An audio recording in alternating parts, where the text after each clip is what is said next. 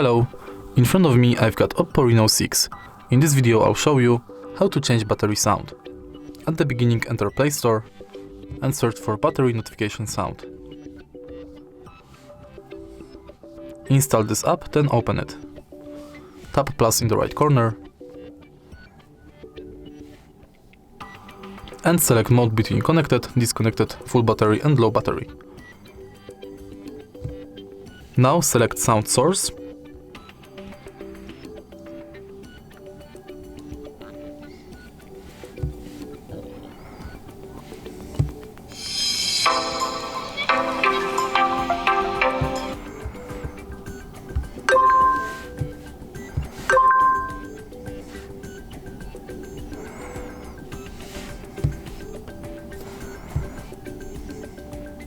Disconnected.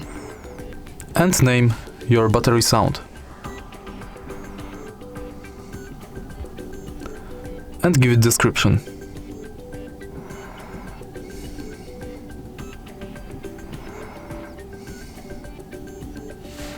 If it's done, tap this button to save.